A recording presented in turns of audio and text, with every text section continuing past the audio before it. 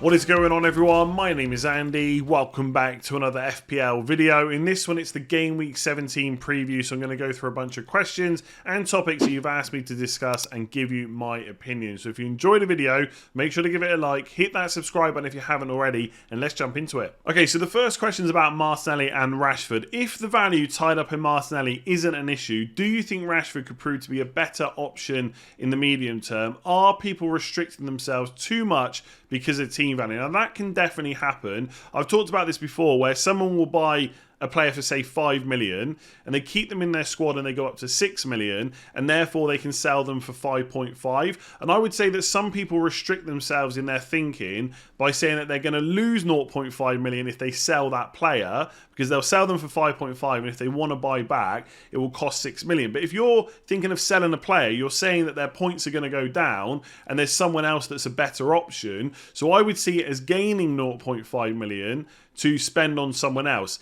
The problem is, in this specific example, I'm not sure you can say Martinelli is a player where the points are necessarily going to go down, and you do have team value built up on him, and there is a chance that you might want to buy him back. I guess it depends what you mean by medium term. For me, short term would be like 2 to 3 fixtures, and medium term might be somewhere between 4 and 6, maybe even just 4 to 5. You could even see 6 game weeks as longer term. Now, in the short term, next 2 to 3 fixtures, maybe Rashford is a better option, because if we look at the fixtures that both teams have, Arsenal have got West Ham at home, Brighton away and Newcastle at home. They're not necessarily amazing. I wouldn't say they're completely awful either. Given how Martinelli and Arsenal have played so far, there could definitely be goals in them. But if you look at the Man United fixtures, they're definitely better. Forest at home, Wolves away, Bournemouth at home over the next 2 to 3. Then for game weeks 20 and 21, it gets a little bit trickier. So to come back to the question, I mean, the value tied up not being an issue, team value is kind of always important, because later on when you have double game weeks and you're making, maybe like a free hit side or another wild card side later on, having that extra team value can sometimes help you get more points. So I wouldn't say it's not an issue completely,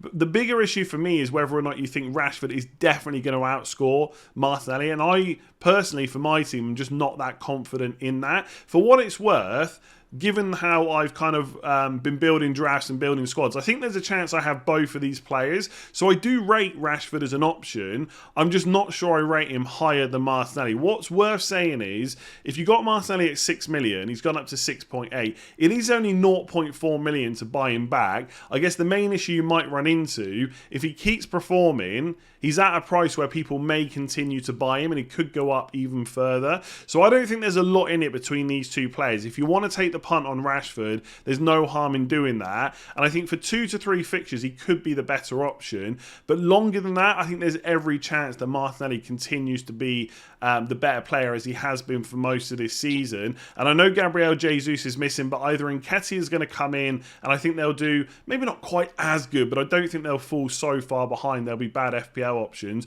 Or even Martinelli might get a shot at playing as the centre forward sometimes. Otherwise, he's pretty nailed on. His minutes are good. He's been great. He even looked pretty good for Brazil in the very brief times he got to play in the World Cup. So I just can't personally find a great reason to sell him, and I'm not sure Rashford is that player that would make me do it. So the Threemium questions keep rolling in. What are your thoughts on a 3 premium attacker draft? Is it the best it's ever been? With all the cheap midfielders and defenders available, it's easier to afford than ever. Now, I've got to be honest, my memory's not great. I've been playing FPL for over 10 years. I can't remember everything that's happened in that time, but I do think it's way more viable this season than last season. I can't sit here and tell you that it's absolutely the best way to build a draft for Game Week 17, because I don't have my own team locked in yet. And ultimately, there's only going to be a few players difference between different drafts anyway. What I would do is build your draft with 3 premium attackers in it, and then decide which one of those 3 attackers is the worst one. So let's say you've got Haaland, Salah and Kane, and you think that's the order of how good they are. So Haaland's the best, then it's Salah, and then it's Kane. Remove Kane, put in a different striker that's usually going to be cheaper, right? There's no real players around his price. And then use that money to upgrade other positions in your squad. And then when you run out of money, compare the differences between the two drafts. So as you can see here, I made up a draft of 15 players. And when I removed Kane for Wilson, I actually only spent the money on 2 other players. So I've only got to compare 3 players if that was the draft that I wanted to go for, if all the other positions were the same. So if you look at it like this, Cancelo is definitely better than Ben White, right? He plays in a slightly better defence, because to be fair, Arsenal defence has been very good. He's pretty much nailed on, and attacking-wise, he's better than Ben White. I think we can all agree on that. Then you've got Saka versus Rashford. And again, it comes back to a similar conversation between Rashford and Martinelli. Rashford's a really good option, but Saka is definitely better. I would say he's a better option than Martinelli, plus he's on penalties as well. So that's another big upgrade. And then you've got Wilson versus Kane. So is the difference between Wilson and Kane, in Kane's favour, enough to downgrade 2 players in Cancelo and Saka to White and Rashford? Now, I've got to be honest, when I put the 3 premium attacker draft together, the one that I made, which I might show you in another video, I thought it looked pretty good, but as soon as I made that downgrade to Wilson and upgraded White and Rashford to Cancelo and Saka, I kind of told myself, do I really need that third premium attacker? And I probably don't, because with Haaland and Salah, if that's what you choose to go for, or Haaland and Kane, or Haaland De Bruyne, whichever combination it is, most of the time you're probably going to captain Haaland anyway. And if you don't want to do that, you've got your other premium there instead, right? You don't necessarily need that third one. And again, it's definitely viable. I don't want to put anyone off doing it, but I would try an exercise like that, where you make the draft that you think is the best, downgrade one of the premium attackers, use that money elsewhere, and then see how you feel about it. Obviously, if you do something like that and then you suddenly want to get back from Wilson to Kane, it's quite a few transfers to do it. So you'd have to be sure you're happy to go without that third premium attacker for a little while, maybe even until you wildcard or you're able to get 2 free transfers or something like that. But I think it's something that everyone should go for. So when I did that, I do think that probably 2 premium attackers is the best option, but there's no harm if you want to go for 3. It is perfectly viable this season. I think this is a really great question. What happens if Almiron is a flop? So think about how good he was before the World Cup. He couldn't stop scoring. The FPL points were rolling in. What happens if we go into game week 17, 18, 19, 20, and that just doesn't continue, and you feel like you've got to sell him? Is there any way you can go if you haven't got money in the bank? So you can see the question says at the end, Rodrigo may cost too much. What about Bailey, McAllister, who obviously did really well at the World Cup? There are lots of players in and around his price, or a little bit cheaper. So you've got Aronson, Gross, Willian, Paqueta as well, just to name a few. But if we come onto the FPL screen, you can see players that are 6.3 or below. Obviously, that is an extra $500,000 to go from Almiron to Rodrigo, so it may not be possible. But you can see the list here is not necessarily all that exciting. Xhaka, a lot of people have got Andreas already. Eze might be an option at some point, but the fixtures after game week 17 and 18 are not that great for Crystal Palace, so you probably wouldn't want to go there either. Iwobi's done okay for Everton from for want of a better word, a footballing perspective, but he's not necessarily an FPL option. And you can see as the list goes down, there's not a huge amount of players that I want to go out of my way to bring in that cost less than Almiron. That being said, I do think he's still a really good option for that price and is worth taking that risk, because realistically you're going to give him probably 2 to 4 games at least before you make a decision, and at that point the kind of outlook for FPL might be completely different, right? You might have another player that you want to downgrade, you can then use that money to upgrade, and I do think going to the likes of Rodrigo, Rashford, Martinelli, Odegaard, etc. is much better than sticking to that price point. So I get the idea of why you're thinking about it, because you don't want to get stuck with him. But I think if you've only got 5.8 to spend, it's probably worth just going for him, unless there's a good downgrade you can make right now in game week 17. I guess to answer a slightly different question, do I think that Almiron will flop? No, I don't necessarily think so. I think the underlying numbers, expected goals, expected assists per 90, are pretty good. I do think that what he's done so far is probably not completely sustainable. So since game week 9, it's 1, 2, 3, 4, 5, 6, 7 goals.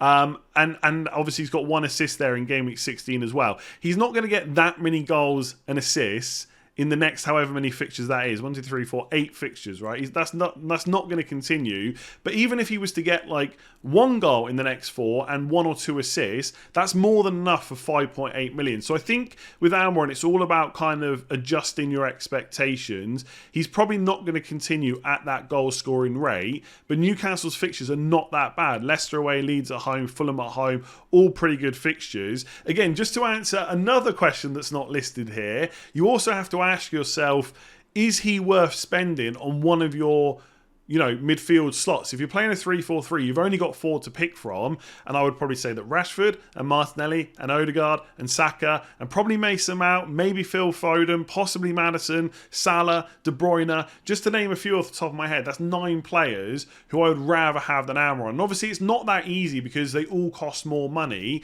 but if you've got a different way to reduce funds, like in your defence or maybe your forward line, I think it's probably better filling those midfield slots up with better FPL options, I would say. So again, it comes back to that. For the price, Almiron is great. And if he does flop, I would say there's not a huge amount of options I would want, but that wouldn't worry me. But in terms of only having 4 kind of precious midfield spots, is Almiron the best choice for one of them? He might be if you want to go for 3 premium attackers.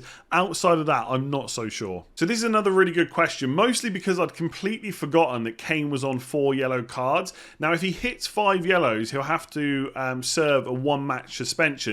That 5 yellow card limit will go up to 10 yellow cards, but not until Spurs have played 19 games, and they've only played 15 in the Premier League so far. So Kane has to go through another 4 Premier League games, avoiding a yellow card. Otherwise, he'll get a suspension for 1 match. And that has kind of changed my thoughts around him a little bit, because I was starting to think, could I stretch to having 3 premiums in my side? And now I'm thinking, if he does get that yellow card and get suspended, that's pretty annoying, because I would probably be in a position where I'd think I've got to keep hold of him, and that's a lot of money to be missing out, even if it is just for 1 game week. Now, they do have the double game week in game week 20, which is Arsenal at home and Man City away. As I've said before, the Man City game will only go ahead if both Spurs and Man City either go through or go out of the FA Cup. If they have a 3rd round replay in the FA Cup, if either side has that, then that game will get postponed again. It'll only be a single game week. So the first 3 matches back are pretty good for Spurs. Brentford away, Villa at home,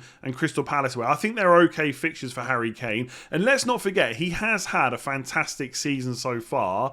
After 16 game weeks, he's on 15 returns. So 12 goals, 3 assists. He's been brilliant. Again, just a little bit overshadowed by what Haaland has done so far. But after that, the fixtures, you've got Arsenal at home, you've maybe got Man City away, and don't get me wrong, I always think a double game week is a bonus, but Spurs have got one of the toughest double game weeks out there. Fulham away is pretty good, and then it's Man City at home again. So the fixtures are all right, but if he gets his yellow card in one of these 3 matches, he'll either miss one of the good fixtures, or he'll miss one of the fixtures in the double game week anyway. And again, I'm just not sure if that puts him in a better position than someone like De Bruyne or Salah or Haaland.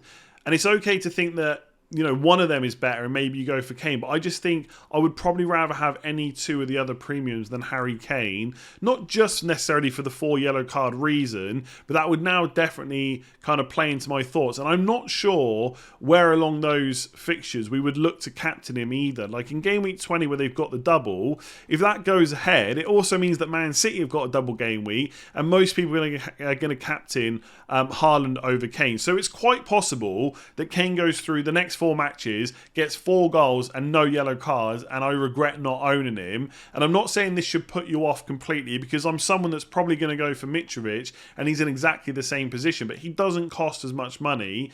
And I do think he's probably got a slightly better double in 19 where he could possibly be a captain as well. Whereas for Kane, I just don't see really too many times where I'm going to want to do that. And I just don't know if it's now worth the hassle of going for him when he costs so much money. So let me know if you think different. If you think he's going to carry on the amount of returns he's had so far in the game weeks we've had in the first part of the season, then he probably is absolutely worth it. But I just wonder if that might come down slightly, and if he does serve a suspension over the next kind of 3 to 4 matches, that would be frustrating as well. So I think I'm probably going to go without him, but I'm always open to be convinced otherwise. So let me know down in the comments below. So how much emphasis would you place on a good bench for our Game Week 17 squads? Obviously, we've got another wildcard to come, so if we want to prepare for a bench boost down the line, we can do that later. For their preferred 3-5-2 squad, the bench is Everson, White, Bueno and Archer. And I know that they've got Ward as the main goalkeeper, so having Everson on the bench if Ward gets suspended or injured is perfectly fine. Now, most of the time, people think about their bench only in situations where they're not prepared. So let's say they play their first 11, one of those players misses out for whatever reason, rotation, injury or something like that, then they've got someone on the bench that can come on. And that's the main reason we use our bench. But it can also be useful if, you know, one of your players in your 11 has a really bad fixture and someone on your bench has a good one. Also, if they're missing for, say, just one game through injury and you want them back afterwards, you can use one of your good bench players instead. So there's a few reasons to have a decent bench other than just, you know, if you get stuck and someone doesn't play randomly, they'll come on. So I personally, when I saw this question, my instinct was to have at least two players, outfield players that are going to play. So Ben White is a great option. I've talked about him a lot over the last week. 4.7 million, really good Arsenal defence. He's pretty much nailed on as well. I guess at some point, Tierney or Zinchenko might play left back and Tomiyasu might play right back. But given how good Arsenal have been, I just don't see why Ben White gets dropped anytime soon. So I do like him as an option. Archer is what I would call like a dud bench option. You're really just putting him in there because he's so cheap and there's no real decent cheap playing forwards around that kind of 4.5 million price point. So he's no good to you. So then it just comes down to Bueno. Now, his minutes might be okay going forward. He was getting games before the World Cup break. I don't think he's got too much competition for that spot on the left side, other than maybe Aït-Nouri or someone like that. So hopefully he'll continue to start going forward. And if we're confident that's the case, then I think that bench is okay. I don't think there's a huge amount of issues with it. I don't know if there's too many defenders, for example, around the 4.2 million price point that I would want to go for. Like Nico Williams, for example, he might not play every single game. Tomiyasu almost certainly won't. So you've probably got to go up to at least 4.4 for someone like Botman, maybe. So if you could find the money for him, he would probably be better than Bueno. But that's 0.5 million to find. It's not that easy. So I think you can possibly get away with it. I think we've also got to take into account that we're coming off the back of a World Cup break. I know for some players, they didn't play every game. Some of them went away, didn't play at all. In certain cases, you know, playing like Saturday, Wednesday, Sunday, whatever schedule some of those teams had, it's not really that much different to like a European schedule or something like that for Champions League, Europa League, etc. But I guess for some players it might be mentally draining. Plus, for some teams they come back to, you know, 3 games in very quick succession. So we might see more rotation, possibly more injury. So I wouldn't completely ignore the bench. I guess what I would say, just to round this off, that's about as cheap as I would want to go, right? I wouldn't want to go even less where you're getting in, I don't even know if there's anyone cheaper than Bueno, but someone that's definitely not going to play, where you're only relying on Everson and White. That does seem a little bit like slim pickings on the bench. I probably would want at least Bueno, preferably someone a little bit more expensive. I think you're okay to go for Archer. Obviously, that's a different conversation about whether you should have a 3-4-3 because Andreas Pereira is such a good cheap option on the bench. But if you're convinced there's 5 good midfielders and it's not worth having 3 forwards, I think that's perfectly okay. So, as always, benches are important, but they're not the end of the world. I think I would be okay just about with trying to get through with this bench. For what it's worth, mine will probably be Everson or Ward, depending on which other goalkeeper I go for. Maybe someone like Ben White. I would try to get to Botman, and then it'll probably be Andreas Pereira. But if I was happy to go 3-5-2, I wouldn't mind going for someone like Archer instead. So, short answer to this question, I think this bench is just about okay. Okay, so do we need a Liverpool forward if we are already going with Salah? So the short answer is no. Nobody needs a Liverpool forward. They're not at essential status or anything like that. I would also say the fact you've got Salah shouldn't really play a part in the conversation about whether you should go for Firmino or Nunez. The only thing you should factor in is which of the 3 best forwards you can buy for the budget that you've got or the budget that you're kind of willing to spend. So for the purposes of the rest of this answer, I'm going to ignore Salah completely completely. And I also think if you're going to go for a Liverpool forward, in my opinion, it should be Nunez over Firmino. They're a very similar price, but Nunez's underlying numbers are extremely good. Without Jota and Diaz as well through injury, Nunez's minutes should be pretty good. So he's the one I'm going to focus on the most. So when you're looking at the forwards available, I would almost do a similar exercise to what I talked about with 3 premium attackers. Let's just say, for example, you've got Haaland and De Bruyne as your 2 premium options that cost over 11 million. So you're ignoring... I know in this example they've got Salah, but let's just say you don't and you haven't got Harry Kane either. Then put Nunez in as well and build out the rest of your squad. Once that's done, downgrade Nunez to like Tony, Wilson or whoever else you don't own, and then see what you can do with that money elsewhere and which squad are you happy with. That's the only thing you can really do. Like, I can sit here and tell you that I think Darwin Nunez for 9 million is a pretty good option. And if you can build a squad that you're happy with and you've still got 9 million to spend on a forward, he probably is the best option. I think with his minutes that he's going to have over the next maybe 4 to 6 game weeks and the fixtures that Liverpool have got, which again, I know I say this a lot, they're not awful. They're not necessarily amazing, I should say, but they're definitely not awful either. And I think they can get plenty of goals over the next 5 to 6 weeks. And Nunez will probably be involved. So I really like him, whether you've got Salah or not. Is he the best option to fill out your 3 spots? That's a different conversation. Like, Haaland's brilliant. Mitrovic has got that double game week in game week 19.